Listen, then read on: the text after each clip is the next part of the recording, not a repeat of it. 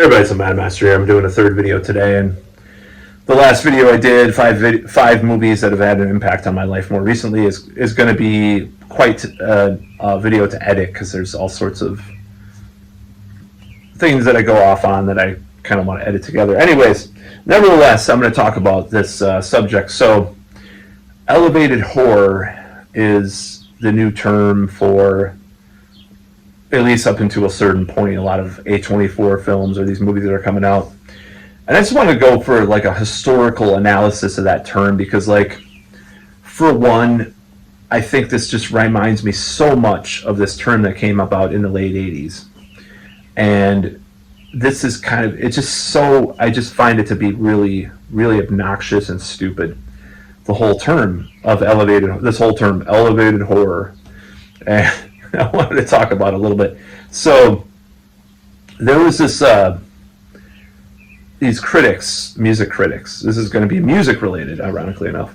That would have, there's bands that came out. That there was a band that came out, and this could also tie into some of these critical videos about this band that I'm going to talk about. This band that came out from San Francisco that they were called thrash metal, and they were rising stars in the music scene. They came out with this album called Injustice for All, and it's a very controversial album now for the production, and some people think it's not. Some people like me think it's their last masterpiece. Some people think Master of Puppets is their last masterpiece, but it's a little band called Metallica.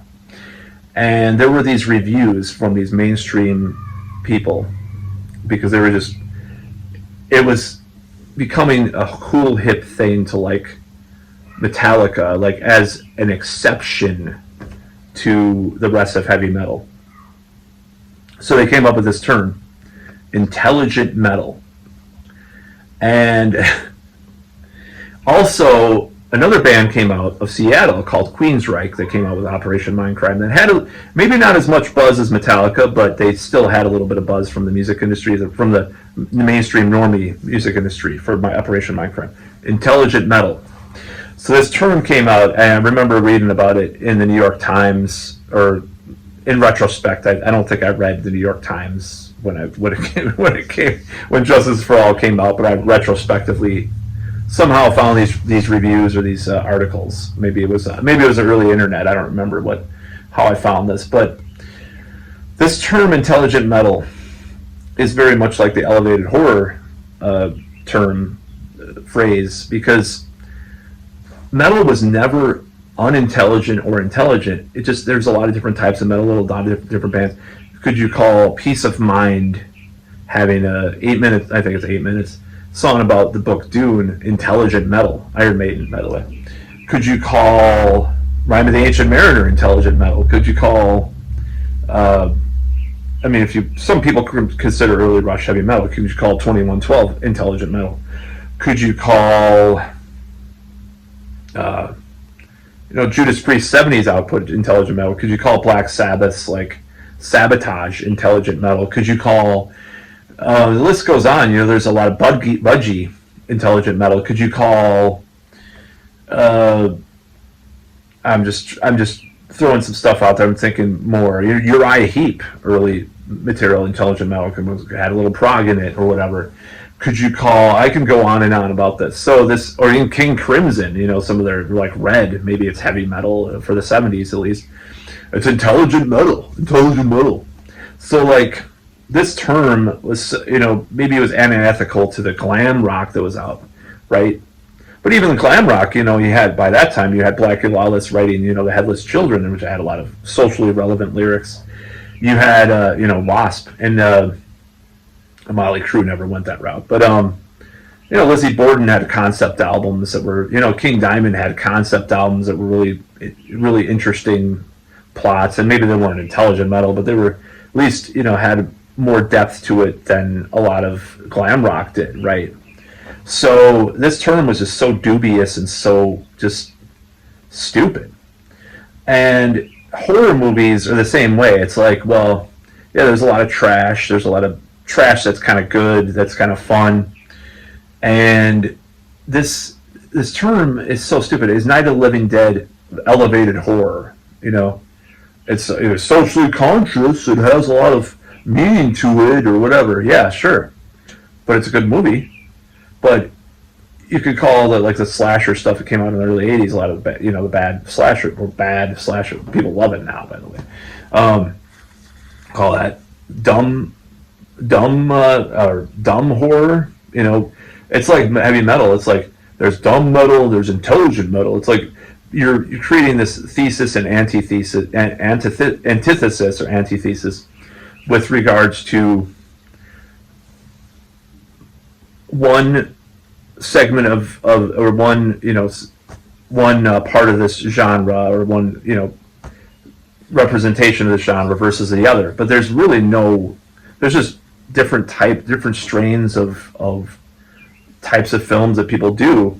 I mean, Don't Look Now is that elevated horror before the term came out, is or The Wicker Man, is that elevated horror, or Obsession, with with regards to like the type of movie that comes out. No, they're just horror movies. They're just suspense thrillers or horror movies or whatever. Some of it's trash, quote unquote. Some of it's bad. Some of it's fun, bad. Like I watched The Color of Night because those Red Letter Media guys were talking about it last night. I'm like, this is bad, but at least it's fun, And is the Ninth Gate elevated horror, So this whole term is so dubious and so just misguided to me that it needs to die. It needs to stop. There's horror that's good. There's horror that's mid. There's horror that's bad. There's horror that's so bad it's good. There's a whole spectrum of horror movies that are all sorts of things to all sorts of people. The same goes for heavy metal, and that's why that intelligent metal thing was so stupid. And I still think it's so dumb I look back on that and so cringe. Where Voivod intelligent metal, right? Or even Celtic Frost, like, they have like lyrics that were Robert E. Howard lyrics or whatever. It's like, they have as orchestra, it's intelligent metal, after Megatherion was the beginning of intelligent metal or whatever. It's just so stupid. It's so stupid. And you have the same thing going on with horror now, with this elevated horror thing. It needs to die. It needs to die really quick because it's so stupid and so misinformed. The one thing is it's misinformed too. It's like was Praying to Palma's Sisters elevated horror. Like I said, like Don't Look Now or Possession or The Wicker Man or The Exorcist itself. More of Rosemary's Baby. Was that elevated horror, Rosemary's Baby? Or The Tenant, another movie by a controversial filmmaker that made Rosemary's Baby. Was that elevated horror? It's just such a stupid term. And you could blame A24, which I've liked a lot of their output, I'll admit. You could blame A24 for this phenomenon, even though A24 is mostly not horror movies. It turns out, even though they're really known for their horror movies in the general public, that's just like a minority of what they make. So, anyways, that's just a little bit of rant about intelligent metal and how like that term or vice versa reminds me of elevated horror. That's about all.